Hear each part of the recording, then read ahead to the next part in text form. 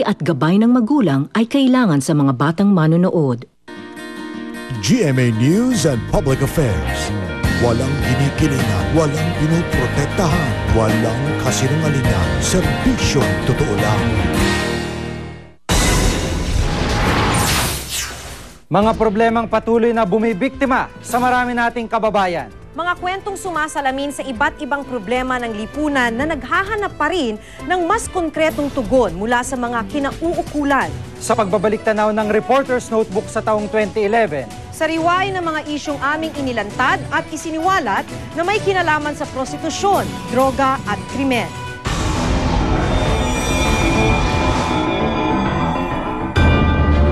Taon-taon, masusing nagmamatsyag ang Reporter's Notebook sa mga isyong itinuturing na salot ng lipunan.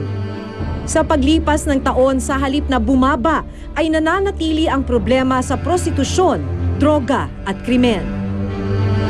Sa pag-aaral ng Child Protection Unit, pang-apat ang Pilipinas sa buong mundo sa may pinakamaraming bilang ng prostituted children. Noong 2010, umabot na sa 75,000 ang kanilang bilang. Kaya naman taon-taon, hindi pinalalampas ng Reporter's Notebook ang issue ng child prostitution. Isang surveillance video ang aming nakuhanan. Makikitang sumasayaw sa stage ang babaeng itatago natin sa pangalang Kathleen. Ayon sa isang asset sa loob ng bar, menor de edad si Kathleen at nagnanais na raw makaalis dito. Ipinaalam namin ito sa mga otoridad. Ang role nung nasa second floor na nag-VIP, i-secure yung second floor para lahat ng nandun hindi na makakaalis. Walang makakatakas.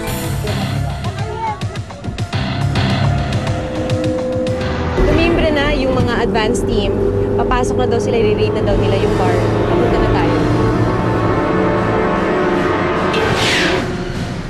Of course, very disturbing yung itsura ng bar. Kasi ito yung mga kahoy. Pagpasok mo dun sa second floor, kahoy na sinasabi pang karaoke lang daw. Alam mo naman kung ano yung ginagawa dun sa mga babae sa likod ng manipis na kurtina na yun. Dito namin nakapanayam si Kathleen. Nagmula sa Davao si Kathleen at dinala sa Maynila dahil daw sa pangakong disente at maayos na trabaho. Bakit ka naakit sa sahod, sa trabaho? Kasi sa Davao, maliit lang sahod sa Davao. Dito daw sa Manila, malaki lang sahod. In every victim of trafficking, naririnig ko yan. Ito'y isang problema na tuloy-tuloy pa rin. Na dapat lang gawin, paulit-ulit, para habang paulit-ulit mo siyang ginagawa, it serves as a reminder also para sa ating gobyerno. Sa patuloy naming pagsisiyasat, natuklasan namin ang ilang bagong usbong na pamamaraan ng bentahan ng laman. Kung minsan, nangyayari pa ito sa lugar na hindi inaasahan. Sa mga dump site tulad nito, bakas pa rin ang kawalan ng maayos na hanap buhay ng marami nating kababayan. Natuklasan naming may ilang kabataang iniwan na ang pamamasura. Kwento ni Marian, hindi niya tunay na pangalan. Sa alok na kumita ng doble ay pumayag siyang maging isang palo. Ang karaniwan nilang tawag sa mga babaeng nagbebenta ng panandaliang aliw. At ang kanilang mga customer, mga driver daw ng truck ng basura.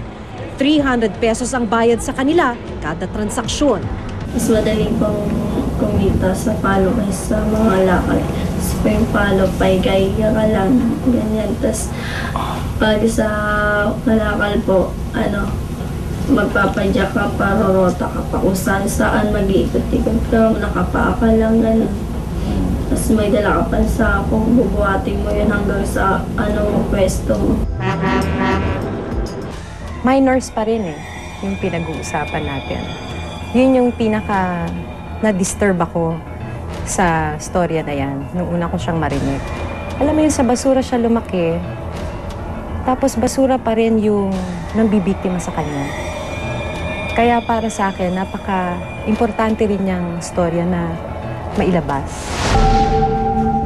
Kung sa madidilim na kalye nakikipagtransaksyon ang mga parokyano sa Tambakan, sa isang mall sa Maynila, isang misteryosong libro naman ang pinagkakaguluhan. Librong kung tawagin nila ay Blue Book. Yung Blue Book na to, Dito po pumipili yung mga nagiging guest ng mga bata. Bali, nagiging guest na namin lahat hanggang makakuha po kami lahat. Para malaman po ng kliyente kung nag-aaral yung mga estudyante, yung mga bata, kung malilinis at kung walang bisyo. Kung minsan, mga estudyante pa raw ang lumalapit sa kanila para magpalagay ng picture dito, mapalalaki o babae. May mga high school at college student na nakapaskil ang larawan. Isa si May, hindi niya tunay na pangalan, sa mga babaeng naging laman ng Blue Book. 19 na taong gulang siya ngayon at nasa unang taon pa lang sa kolehiyo. Ikinwento niya sa akin na kawalan ng pambayad ng matrikula ang nagtulak sa kanyang pasukin ang ganitong gawain. Gaano ba kalaki yung tuition fee na kailangan mong bayaran para makatapos? Tuition ko ngayon, per sem, 27,000.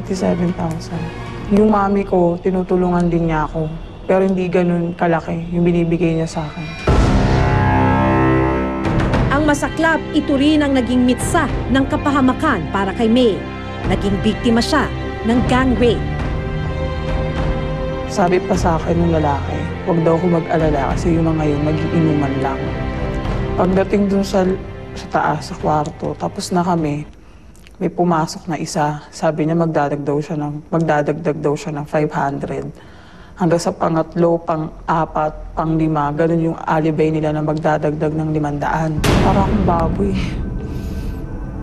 Para akong baboy na pinagtripan. Prostituted women are very vulnerable. Katulad nung nangyari dun sa estudyante. Nag-gang rape pa siya.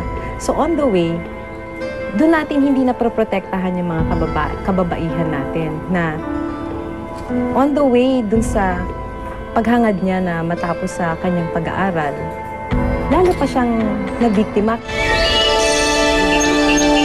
Tila wala nang ang pinipiling lugar ang prostitusyon.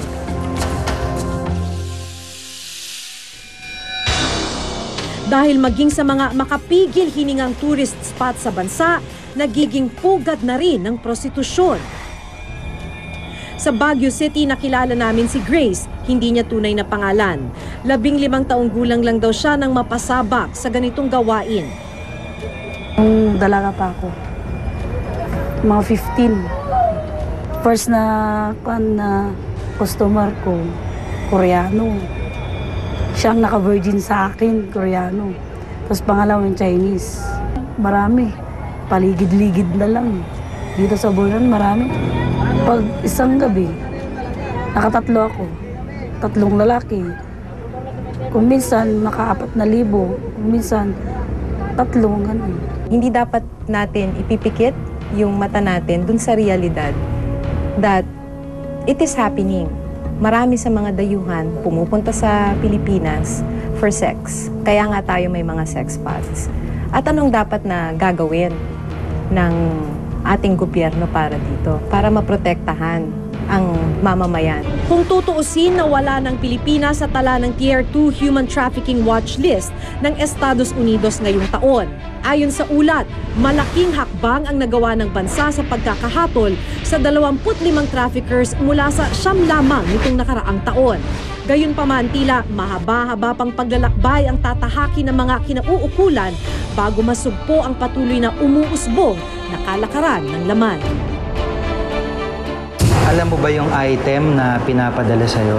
Shabu. Na antig talaga yung damdamin ko kasi yung bata ginagamit ng magulang niya para magtulak ng droga.